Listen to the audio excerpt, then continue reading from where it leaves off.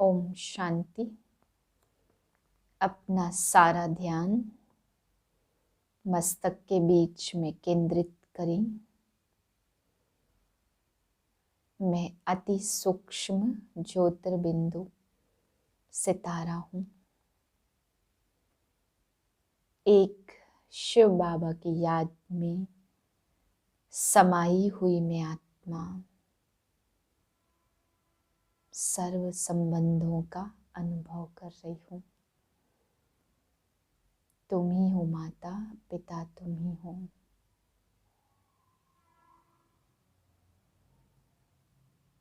एक रस स्थिति में स्थित मैं आत्मा प्यारे शिव बाबा के महावाक्य सुनती हूँ। 15/2/2022 के महावाक्य हैं। आज बाबा हम बच्चों को समझा रहे हैं, बच्चे तुम्हारी बैटरी में पावर जब आएगी जब बुद्धि योग बल से बाप को याद करेंगे। बाबा कहते हैं कोई योग है कर्म योग, कोई है ज्ञान योग, भक्ति योग, लेकिन बाबा कहते हैं जितना बुद्धि योग तुम्हारा बाप से जुड़ेगा, यानी बुद्धि जितना ज्ञान के मंथन में लगेगी, जितना बुद्धि बाप में लगेगी, उतना उतना बाबा कहते हैं उस योग से ही आपकी आत्मा रूपी बैटरी में पावर भरेगी। तो पावर भरने का आधार ही बाबा ने बताया बुद्धि योग बल। फिर बाबा समझा रहे कि तुम्हें बुद्धि योग बल भरने में थकना नहीं है। बाबा कहते कई बच्चे ज्ञान का चिंतन करते करते योग लगाते लगाते थक जाते हैं। बाबा कहते बच्चे नहीं, जितना तुम बुद्धि योग बाप की तरफ लगाएंगे उतना उतना बाबा कहते ज्ञान प्रकाश फैलता है, तो सोझरा होता जाता, अंधेरा दूर भागता रहता। इसलिए तुम्हें इस बुद्धि योग में कभी भी थकना नहीं है, ज्ञान का मनन चिंतन करते रहना है। फिर बाबा समझा रहे कि तुम बच्चों को नॉलेज भी तब धारण होगी जब बैटरी में पावर भरेगी, और पावर भरने का आधार है बुद्धि योग बल। तो जितना बुद्धि योग बल अच्छा होगा उतना बैटरी में पावर आएगी। फिर बाबा कहते बैटरी में पावर होगी तो ज्ञान की भी धारणा होती जाएगी। फिर बाबा ने आज हम बच्चों को समझाया कि कहते हैं हु इज क्रिएटर। तो बाबा कहते इससे सिद्ध हो जाता है ना कि वो माता और पिता भी है। तो माता पिता कैसे बनते हैं वो इस बात से ही समझाना है कि जब वो रचयिता है तो कैसे आकर के रचना रचते, कौन माँ बनती कौन पिता है। बाबा कहते ऐसे समझाओ। फिर बाबा ने आज स्वर्ग की बातें हमें बताई कि दिल्ली राजधानी होगी, और बाबा कहते लाखों की संख्या होगी, लाखों के एवज में राजधानी में संख्या होगी। फिर बाबा समझा रहे कि जमुना के कंठे पर तुम्हारे महल होंगे। तो बाबा ने आज स्वर्ग की कुछ बातें हम बच्चों को बताई है। योग बल से संतान पैदा होगी, निर्विकारी होंगे सभी। फिर बाबा कहते बच्चे इन बातों में ज़्यादा नहीं जाना है, सबसे पहली बात तुम्हें समझानी है कि परमपिता परमात्मा कौन है, उससे हमारा क्या संबंध है। बाबा कहते अगर ये बातें तुम समझाते हो तभी और बातें समझते हैं। अगर अल्प को नहीं जाना तो बाबा कहते उससे कितना भी माथा मारो कोई फायदा नहीं है, क्योंकि जब तक बाप को नहीं समझा तो बाप की बातों को भी समझ ही नहीं सकता है। फिर बाबा ब्रह्मापुरी के लिए बता रहे कि जब ब्रह्मा के तन में शिव बाबा आए, ब्राह्मण रचे गए, तो बाबा कहते उसको विष्णुपुरी, या उन बच्चों को विष्णु कुमार नहीं कह सकते, उनको क्या कह सकते ब्रह्मापुरी कहते। तो ब्रह्मा कुमार कुमारियाँ। तो बाबा कहते ब्रह्मापुरी कहाँ है, सिंध में, जहाँ बाप आकर के ब्राह्मणों को रचते तो वही सभी ब्राह्मणपुरी है। फिर बाबा समझा रहे सुखदाता बाप को अगर तुम बच्चे याद करते हो, सर्व संबंधों का सुख उस बाप से लेते हो, तो कभी भी सुखदाता बाप की याद में रहने से दुख की लहर बाबा कहते आ ही नहीं सकती। मीठे बच्चे, आत्मा रूपी दीपक में योग रूपी घृत डालो तो आत्मा शक्तिशाली हो जाएगी।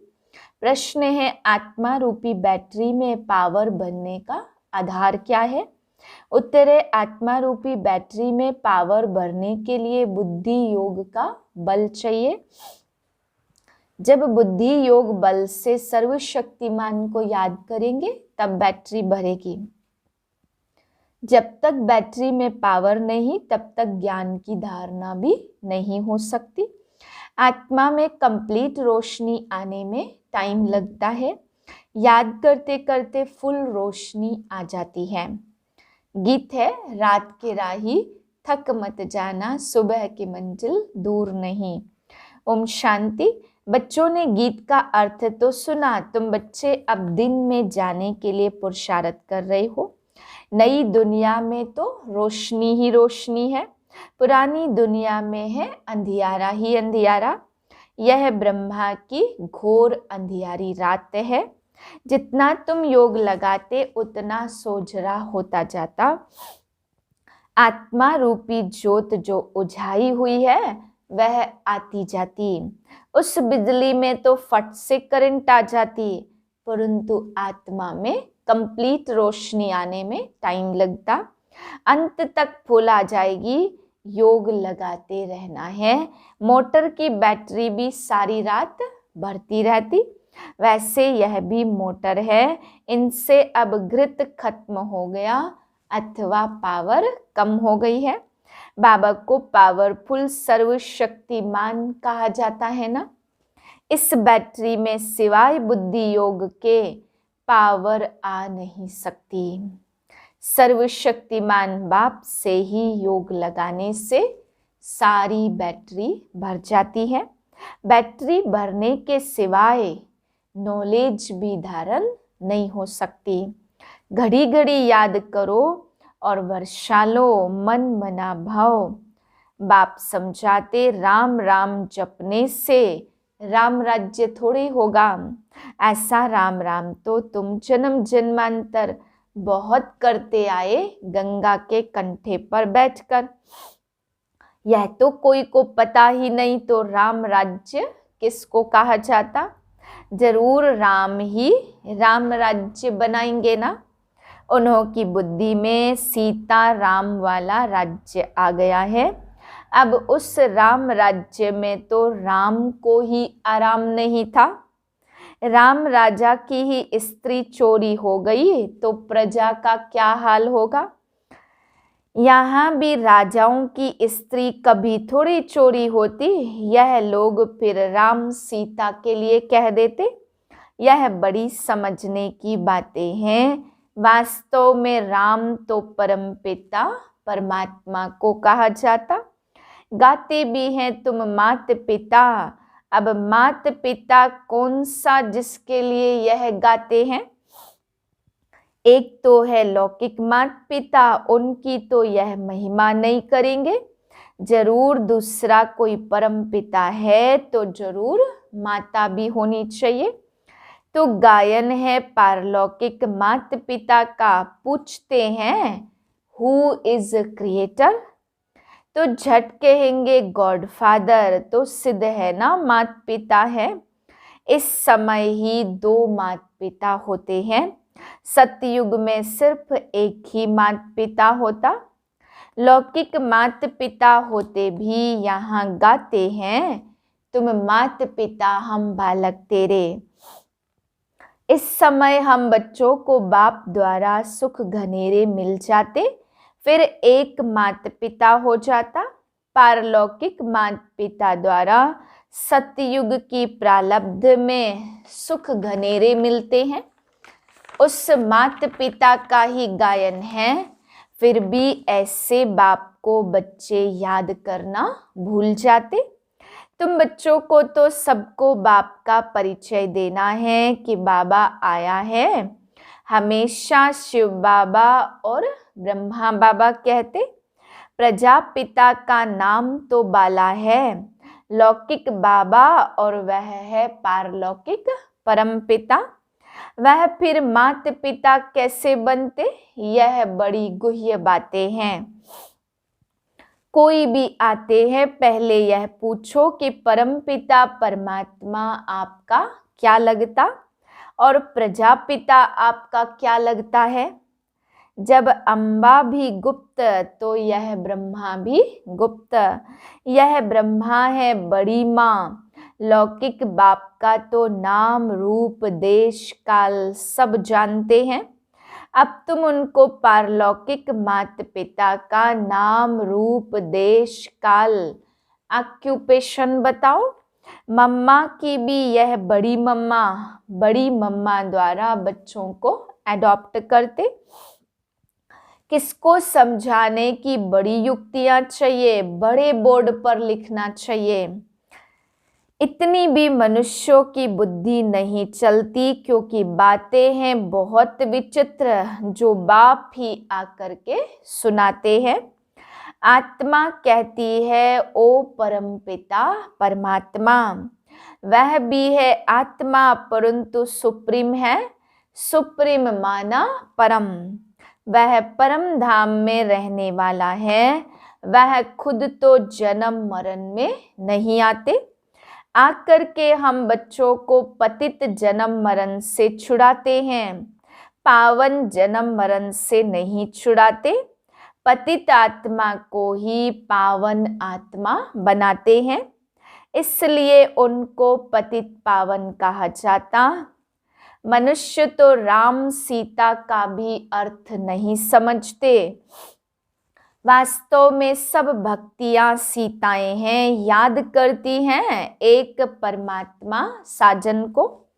बाप कहते बच्चे इस समय सारी दुनिया में रावण राज्य है, सिर्फ लंका में नहीं, रावण को जलाते भी यहाँ है। लंका हिंदुस्तान में नहीं, वह तो बौद्धियों का अलग खंड है। तो इस समय सारी दुनिया रावण के बंधन में है। सारी दुनिया में रावण का राज्य है। आधा कल्प है राम राज्य और आधा कल्प है रावण राज्य। आधा कल्प दिन और आधा कल्प रात। यह सब बातें बुद्धि में रखने की हैं। इस समय तुम रावण पर विजय पा रहे हो। जो पूरी विजय पाएंगे वही मालिक बनेंगे। सतयुग आदि में लक्ष्मी नारायण का राज्य था। उन्होंने यह स्वर्ग की प्रारब्ध कहाँ से और कैसे पाई? सतयुग में बहुत थोड़े मनुष्य होंगे, लाखों की अंदाज में होंगे। जमुना के कंठे पर राजधानी होगी, वहाँ कोई विकार होता ही नहीं है। कहा जाता संपूर्ण निर्विकारी बच्चे भी योग बल से पैदा होते। वहाँ रोना पीटना कुछ नहीं होता, परंतु पहले यह बातें नहीं निकालनी है। पहली बात ही यह उठाओ कि परमपिता परमात्मा और हम आत्माएं भी परलोक से आते हैं, तो तुम्हारा पारलौकिक परमपिता से क्या संबंध है? नंबर 1 बात है यह, पहले यह बाप का संबंध निकालो तो माँ का और वर्षे का संबंध निकलेगा। एक अल्प को भूलने से ही सब कुछ भूले हैं। रावण ने पहले पहले अल्प से ही भुलाया और फिर अल्प की मदद से हम रावण पर जीत पाते हैं। समझाने की पॉइंट तो बहुत है, प्रदर्शनी में मुख्य बात अल्प की समझानी है। अल्प के बाद ही बेते आता। अल्प को नहीं समझा तो कुछ भी नहीं समझेंगे। कितना भी भल माथा मारो, बाबा का वर्षा मिला तो वर्षे के हकदार बन जाते। समझाना कितना सहज है। बाप समझाते लक्ष्मी नारायण को वर्षा कैसे मिला, कहाँ से आया। तुम यहाँ अपने को विष्णु कुमार नहीं कहलाते, तुम तो हो ही बीके। ब्रह्मापुरी मनुष्यों की ही कही जाती, जहाँ खास ब्राह्मण रचते हैं। सिंध में भी ब्रह्मापुरी थी, यह किसने समझाया? शिव बाबा ने। हमेशा बाप दादा कंबाइंड कहना है, कभी बाबा और कभी दादा बोलेंगे। दोनों आत्माओं का मुख तो एक ही है ना। जब जिसको चाहे वह यूज करेंगे। बंधन थोड़ी है तो पहले यह बात कि ज्ञान सागर गीता का भगवान बाप है।